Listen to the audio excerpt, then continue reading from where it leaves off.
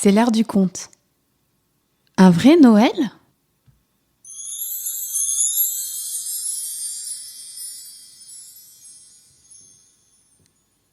Il était une fois un Noël pas comme les autres. Un Noël qui était arrivé trop tôt, en plein mois de mai, et sans prévenir personne.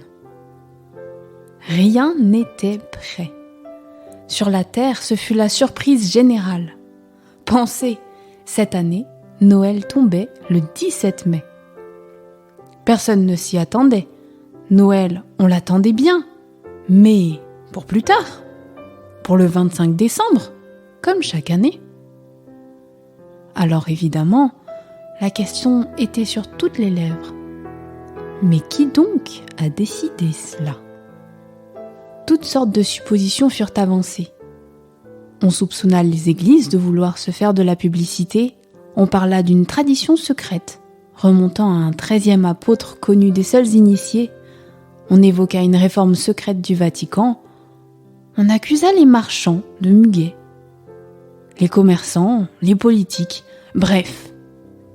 On suivait toutes les pistes, même les plus farfelues, mais sans résultat.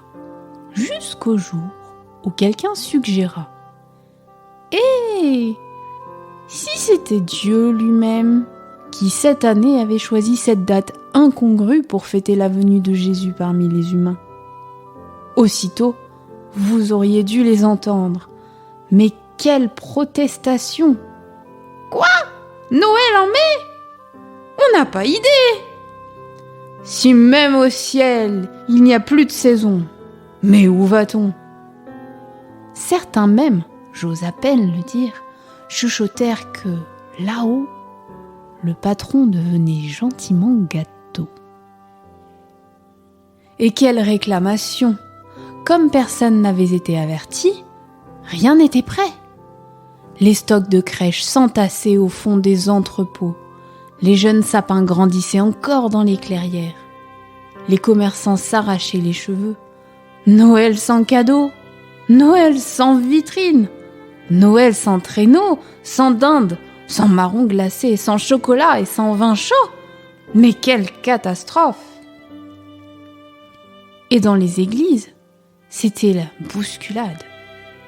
Prêtres et pasteurs tournaient comme des hélices en ronchonnant. Tous les programmes de paroisse étaient chamboulés. Quant aux gens, ils cherchaient à comprendre. Noël sans congé ? Noël sans sport d'hiver ? Sans carte de vœux ? Sans nouvel an derrière pour remettre ça ? Mais quelle histoire ! Arriva le soir du 16 mai.